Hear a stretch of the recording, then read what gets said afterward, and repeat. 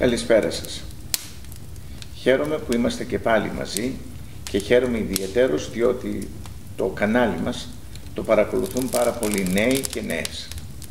Και ευχαριστώ όλα αυτά τα παιδιά και τους νέους αλλά και τους μεγάλους, οι οποίοι μας στέλνουν πάρα πολλά μηνύματα στο κανάλι μας και ερωτήσεις.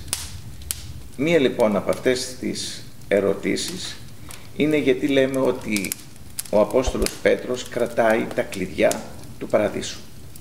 Φυσικά το αναφέρει και η Καινή Διαθήκη, η οποία μας λέει ότι ο ίδιος ο Κύριος μας, ο Ιησούς Χριστός, του είπε ότι Πέτρο, εγώ θα σου δώσω τα κλειδιά της Βασιλείας των Ουρανών. Από εκεί έχει βγει το γιατί ο Πέτρος κρατάει τα κλειδιά του Παραδείσου. Αλλά θα ήθελα να δώσω μια καλύτερα ανάλυση ώστε να γίνει κατανοητό γιατί ο Πέτρος έχει τα κλειδιά του Παραδείσου. Θα πω το εξής: όταν πηγαίνουμε σε ένα ξενοδοχείο, στο ξενοδοχείο με το που μπαίνουμε μέσα βρίσκουμε τη ρεσεψιόν.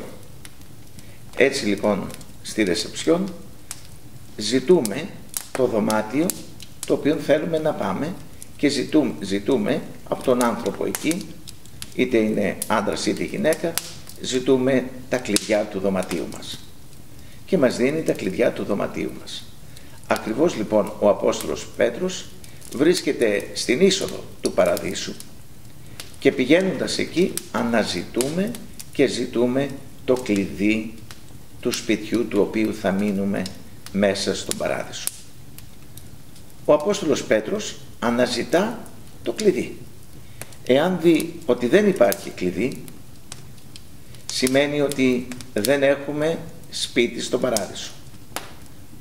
Αν δεν βρει σπίτι στον Παράδεισο, τότε το πρόβλημα είναι πολύ μεγάλο, διότι η ζωή εκτός του Παραδείσου είναι πάρα πολύ δύσκολη. Θα είναι κυριολεκτικά μαρτυρική, διότι στον Παράδεισο εκεί είναι το φως, εκεί είναι η χαρά, εκεί δεν υπάρχει λύπη, εκεί δεν υπάρχει πλέον ασθένεια, δεν υπάρχει θάνατος. Ο άνθρωπος εκεί δεν υποφέρει μέσα στον Παράδεισο. Άρα εκτός Παραδείσου υποφέρει. Αυτό η λέξη υποφέρω σημαίνει, λέγεται στα αρχαία ελληνικά, κολλάζομαι, βασανίζομαι, υποφέρω. Άρα εκτός του Παραδείσου, εάν μείνω, θα βασανίζομαι και θα υποφέρω.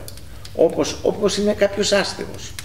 Αν είναι άστεγος κάποιος και δεν έχει ένα σπίτι, και ιδιαίτερα το χειμώνα που κάνει και κρύο και είναι απαραίτητη και η φωτιά, ο καθένας ότι έχει μια φωτιά εν πάση περιπτώσει για να ζεσταίνεται, αυτός που δεν έχει ένα σπίτι αναγκάζεται και μένει έξω στα πεζοδρόμια, μένει στα παγκάκια και η ζωή του είναι πραγματικά κόλαση, υποφέρει γιατί δεν έχει σπίτι.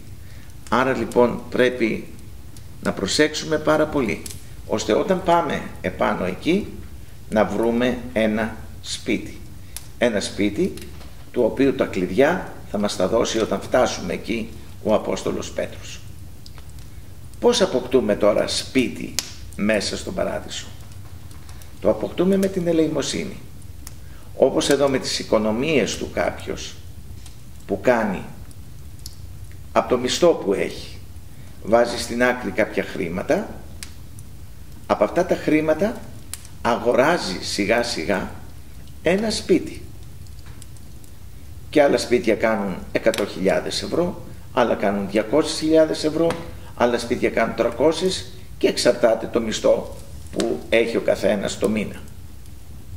Ομοίως από αυτό το μισθό πρέπει να δίνουμε ελεημοσύνη, διότι με την ελεημοσύνη αγοράζουμε σπίτι στον Παράδεισο. Και ανάλογα τι σπίτι θέλουμε πρέπει να δίνουμε την ανάλογη ελεημοσύνη, διότι όπως εδώ ένα σπίτι κοστίζει κάποια χρήματα, εάν λοιπόν θέλουμε να έχουμε όντως μια άνετη ζωή και όμορφη μέσα στον Παράδεισο, τότε θα πρέπει τα έργα της ελεημοσύνης που θα βάζουμε τα χρήματα στην άκρη και θα δανείζουμε το Θεό, ο ελαιών πτωχών δανείζει το Θεό, από αυτά τα χρήματα λοιπόν που προσφέρουμε θα πάρουμε το ανάλογο οίκημα μέσα στον παράδεισο. Καλύβα έφτιαξες στον παράδεισο. Κλειδί της καλύβας θα σου δώσει.